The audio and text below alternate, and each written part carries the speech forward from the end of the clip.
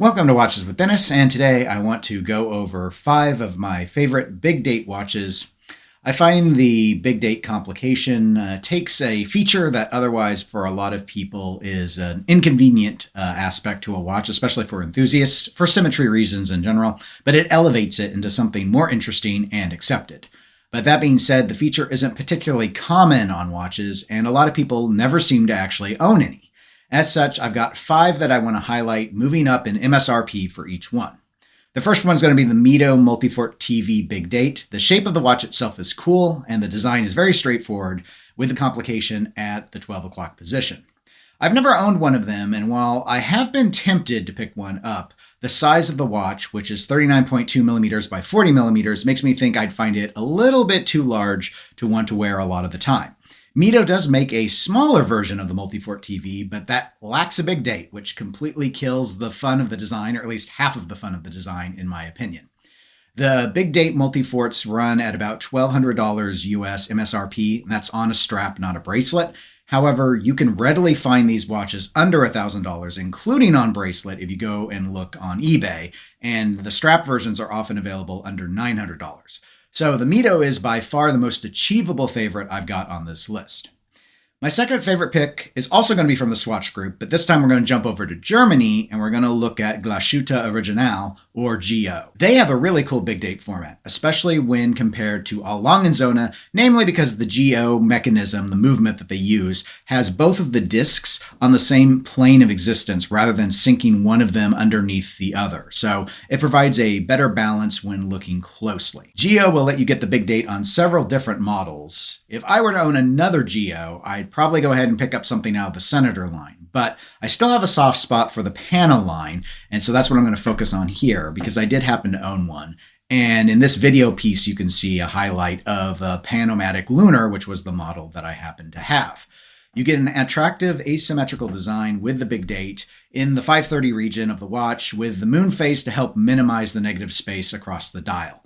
Modern versions are 40 millimeters, and the MSRP on this is $11,200 on strap and $12,200 on bracelet, and that's for stainless steel versions. They do have precious metal options. If you go used, you can find some of these starting around $6,000 US dollars, so a significant savings can be had that way if you're going to stick with stainless steel. My third pick is going to be the Blancpain Villeret Grande date. Almost everyone thinks of the 50 fathoms when discussing Blancpain, and so I understand that this is probably not a natural thing for people to immediately jump into, but Blancpain actually does have some very nice dress watches.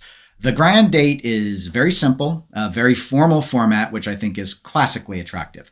On this model, the big date is at the 6 o'clock position. It's got a steel case. It's just about 11 millimeters thick, 40 millimeters in diameter, so very similar to the GO there, and they come on gaiter straps. The current MSRP for the most basic version, like what I've shown, is $12,500 US dollars, so it is just a little bit more than Glashütte's PanoMaticLunar. I think this is a good pick if you want an extremely straightforward dress watch in the luxury space, and you absolutely want to have a big date. They do also make versions of the Grande date that are far more complicated and visually interesting if you're wanting something that isn't quite as austere as this one. Used, these do fall a bit. Generally, the stainless steel versions are around $7,000 to $10,000 US dollars, so they trade a little bit higher than the GO Pano line does on Chrono 24, at least when I checked. My fourth favorite big date watch is going to be Lange Söhne's Lange 1.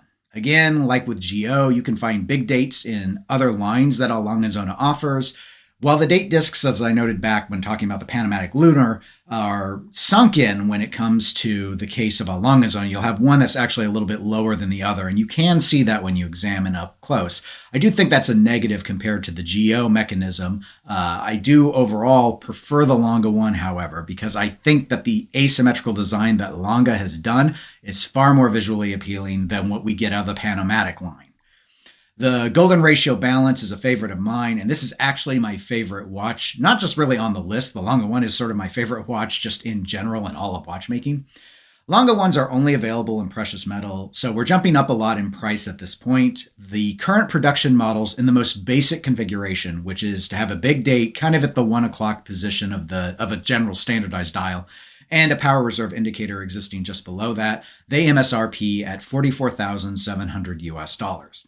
However, Lange has made the Lange one for a long time, And current runs are actually using a better movement than they historically actually relied on. So if you shop used and you're willing to look at the older models with the older movements, you can find these all day between $20,000 and $30,000 for gold cases. Platinum's going to run you more. If you don't like asymmetry, Lange is still a good option that you might want to consider. Take a look at their Saxonia models. They don't all have big dates, but some of them do. It's a much more classical dress watch design, very Calatrava-esque in a lot of ways. So the layout's much more traditional, and the big dates that are used on those run at about the same price point as the Lange one if you get the watch also with the moon phase complication. So think kind of Geo PanoMaticLunar. If you want to save some more money, you can actually find some Saxonias with big date, but without the moon phase complication. The fifth and final big date that I'll mention here is Chopard's L.U.C. Lunar 1. It's a ridiculously high-end watch with an MSRP of $85,800 US. You get a big date at the 12 o'clock position, but the watch is actually a Geneva hallmarked 40.5 millimeter perpetual calendar. So it's both impressively finished and impressively complicated. I really like the Chopard L.U.C. line in general. I actually don't tend to look at Lunar ones, but we're talking about big dates, so I'm going to throw this one out here. And while the price point is well above what I would consider, if I was at this range, I would really be looking at other watches in general rather than focusing on a big date personally. But if I really wanted a Swiss-made big date watch and money was no object, here is where I would actually start. However, if you really do love the layout and the design and you're okay with differences in terms of dial color and dial variation, the same general configuration is true for all of these Lunar ones. But if you're willing to go a little bit older, you can find used Chopard L.U.C. Lunar ones for under $40,000 US. So there you have it, 5 of my favorite big date watches. What big dates do you happen to like? Please comment your suggestions below. I'd be interested in reading those, and I think a lot of people watching the video would like some other suggestions than the 5 I named. Other than that, I hope you really enjoyed the video, and I will talk to you all on the next one. Goodbye for now.